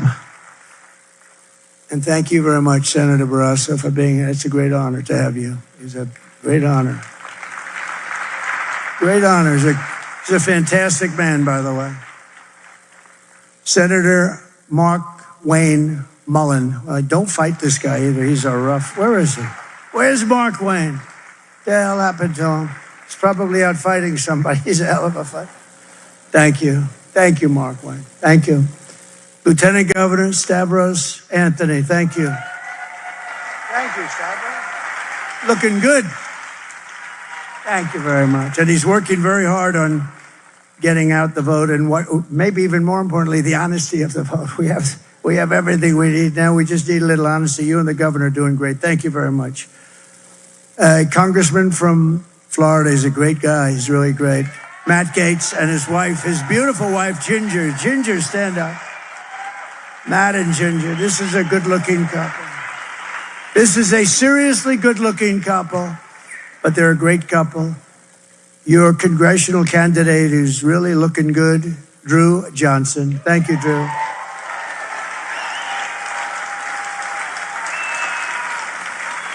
Nevada Republican Party Chairman Michael McDonald. Thank you, Michael. 5 days, Michael. 5 days. Thank you, everybody. So important that we win this state. If we win this state, it's over. It's over. A friend of mine, a great television star, he's been on for a long time. I don't even know what the hell it is, but when you're on for more than 2 seasons, you're like considered good. This guy's been on for years and years, and he's big stuff. Rick Harrison. Where's Rick? Oh, Rick. Hi, Rick. How many years, Rick? Yeah, he's been on there for a long time. Thank you, Rick. Great job. Another friend of mine, a great writer, a very powerful writer. I guess we could call him conservative, to put it mildly. Wayne Allen Root. Thank you, Wayne. Great guy. Thank you, Wayne. Thank you for your support. Wayne is always supporting. I really agree. We have the very similar philosophy, don't we? Huh? He's been great. And my friend Steve Witkoff, who's one of the great developers in the country. Steve Witkoff, who is always there with his checkbook to help people. He goes to North Carolina, he writes out a big check. No matter where he goes, he's like a walking money pit. He's got a lot of cash. But he's a very generous guy, and he's a great, talented business person. He's a great man. But here are the facts. Kamala is a radical left Marxist, rated even worse than crazy Bernie Sanders or Pocahontas herself. She destroyed our economy. She destroyed San Francisco. She was an original creator of defund the police movement. And anybody who wants to defund the police for even 1 week is not worthy of being president of the United States. See, we've learned about her. We didn't know anything about Harris. We didn't know anything about her. We've learned about her. She had that little honeymoon period. I really figured that these guys were right. Wayne, you were right about honeymoon. You said it was going to last 6 weeks, and you were right. Probably, I think, to the day. I'm very impressed with you, Wayne. Kamala vowed to abolish ICE. She pledged to confiscate your guns and endorsed a total ban on handgun ownership. Would anybody like to give up their gun tonight, please? She even called for free sex changes for illegal aliens in detention, all at taxpayer expense. Now think of it. This is where she is. This is her whole life until about a year ago when she realized this was not playing very well to the country. And she did one other thing. She lied about working at McDonald's. To me, that's a big deal. In conclusion, your vote this November, we're going to fire Kamala, and we're going to save America. Going to save America. We will cut your taxes, end inflation, slash your prices, raise your wages, and bring thousands of factories back to America and back to Nevada. We will build American, we will buy American, and we will hire American. I will end the war in Ukraine. It would have never started if I was president. I will also stop the chaos in the Middle East. October 7th would have never happened. You would have had all those people would be living happily today. And I will prevent World War III from happening. I will crush violent crime and give our police the support, protection, resources, and respect that they so dearly deserve. We will strengthen and modernize our military. We will build a missile defense shield over our country. It's going to all be made in the USA. That will include Nevada. We will rebuild our cities, including our capital in Washington, D.C., making them safe, clean, and beautiful again. We will teach our children to love our country, to honor our history, and to always respect our great American flag. We will get critical race theory and transgender insanity the hell out of our school, and quickly. We will keep men out of women's sports, if that's okay. And I will defend religious liberty. I will restore free speech, and I will defend the right to keep and bear arms. After years of building up foreign nations, defending foreign borders, and protecting foreign lands, we are finally going to build up our country, defend our borders, and we are going to protect our citizens like never before. And we will stop illegal immigration once and for all. We will not be invaded. We will not be occupied. We will not be overrun. We will not be conquered.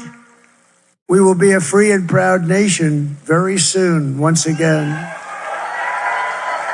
Everyone will prosper, every family will thrive, and every day will be filled with opportunity and hope, and that beautiful American dream is going to be back and stronger than ever.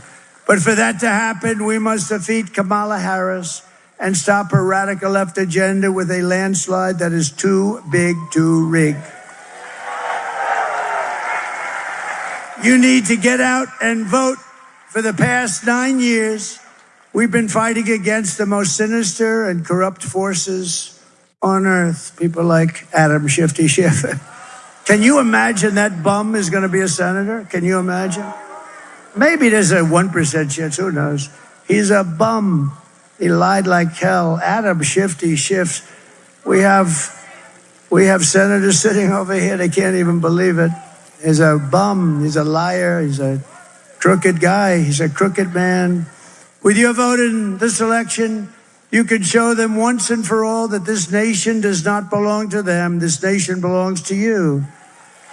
It was hardworking patriots like you who built this country. And 5 days from now, it's the hardworking patriots like you who are going to save our country. After all we have been through together, we stand on the verge of the 4 greatest years in American history. With your help from now until Election Day, we will restore America's promise, and we will take back the nation that we love. We will take it back. We are one people, one family, and one glorious nation under God. We will never give in. We will never give up. We will never back down, and we will never, ever surrender.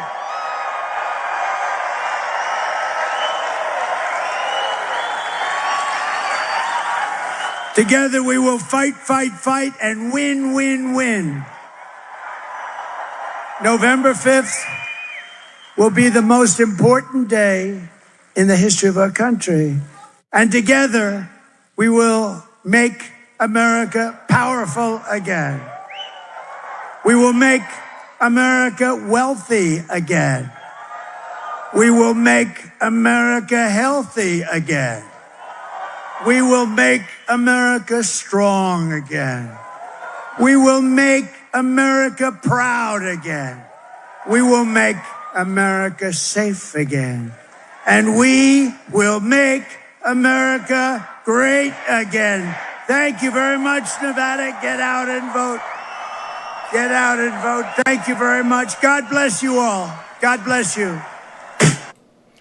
All right, there was Trump in Henderson, Nevada, right outside of Las Vegas, making basically his closing argument to those in the Las Vegas area, which is comprised of a bunch of hospitality workers, a lot of people out there who love the no tax on tips and how that's going to work out. So, as you can see, based on the time, I've got 8:45 Eastern. So there's no way he's going to be on stage at 9:30 with Tucker. Now, everything I've been checking says this is a live event. And even the guys at RSBN are saying it's a live event. So I looked on the map here.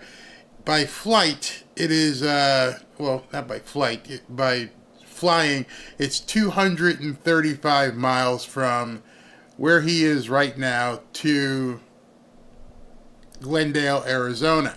235 miles is a hop, skip, and a jump for that big jet that he has. Excuse me. So he could conceivably be there in 90 minutes, 8:45, 9:30ish. That's if he stops dancing and gets off the stage and understands he's got one more stop. I assume tonight, whatever time it starts, which I'm going to broadcast it, is going to be a laid-back type of thing. It's not going to be a rally atmosphere, although it's a Tucker live show. It's probably sitting in 2 chairs where those 2 guys can just go ahead and riff, and he can just go after it. So I'm going to read the super chats, and then I'm going to get out of here, and I'm going to watch the timing. I'm going to see what's going on. So let's say right now, I think I have it scheduled for. Let me just check real quick here. I think I have it scheduled for 9:30. Yes, I've got it scheduled for 9:30 Eastern.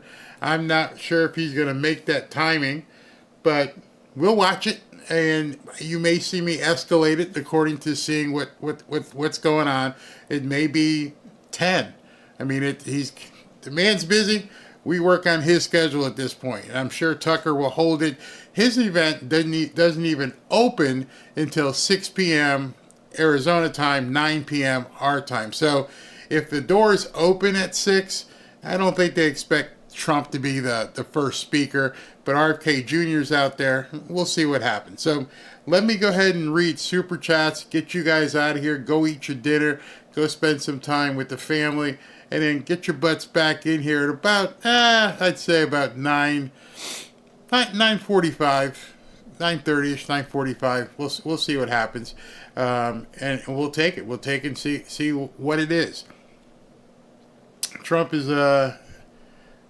Oh no, they're cutting the Vice President Harris. I don't care about that. I don't care about Harris. She's useless at this point. I don't care. There we go. And let me move this. Second event is in the books. Let's get to the super chats and acknowledge some fine people here. Okay, here we go. Let me go back to the top because it pushes everything. All right. Lynette B, thank you very much. Big Cat, thank you, brother. Here's a tip for never stopping. Hey, man, if he ain't stopping, I ain't stopping, okay? I kissed the wife, kissed the dog. Hey, I got work to do. 3540 crew, 7,000 plus. Keep going. I think we hit 10,000 at one point. We got 7,000 inside the forum, the community, so that's working. JMJ plus M, thank you, Barry, for all of your hard work and time to keep us informed. Lynn Erickson, thank you. Donna, how are you? This is the last $5 of my Barry budget, so I'd just like to say these Democrats are freaking exhausting. They are. Much appreciated, Donna. Joy Kirkland, the very nerve that the left says, well, we have criminals that commit those crimes. Yeah, but the difference is we prosecute American citizens, and we don't also, give them free money and free places to live, except jail. Country lady, I support you, Barry. Keep the truth coming. I'll do my best. OP Kevin Rutledge, we never look good when we try to make others look bad. We are best when we are united. Remember 9/12/2001. Yes. Janice Marie Coleman, could we have closed captions? All right, so on the bottom of your YouTube player, you're going to see like the start and pause and all that stuff. And I'm looking at it right now. Actually, I can show you. It's right there. Hold on. It's right there. Right there is your closed captioning button. You just have to click there. Great show as always, Barry, from Gene Hickey, bringing up us Trump, our beloved president. Yes, thank you. Rodney Weaver, we are locked, loaded, dug in, and stocked up, waiting for the poop to hit the fan, and it's going to. How sad is that? That we all know, they know we know, they don't care. The only way that party survives is by cheating. There's no other way that they can survive as a party. That is so sad. Gina Duncan, thank you, Barry, for all you do. Biden is on a video behaving weirdly with Bay. That was kind of gross, not just weird. That's kind of gross. Dickie Spaz, Tucker Carlson, Trump, RFK Jr. tonight at 6 p.m. That's 6 p.m. Arizona time, 9 p.m. here. The Gila River is sold out. 19,000 people. It's going to be packed. That's why I'm going to show it, because it's going to be packed.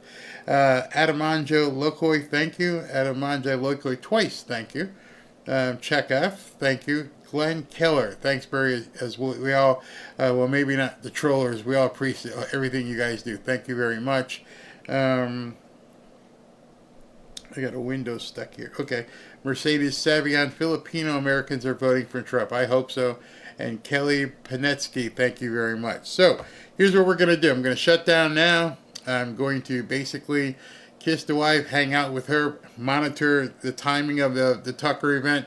I think it's going to be a fantastic event. When the two of them get together, you never know where it's going to go. I mean, Tucker Unleashed is going to be fantastic. So you guys all come on back. Let's shoot for about 9:45 and see where we are, and then we'll take it from there. Thank you very much for tuning into the second show of the day. Man, this man's, he's bringing it. He's absolutely bringing it.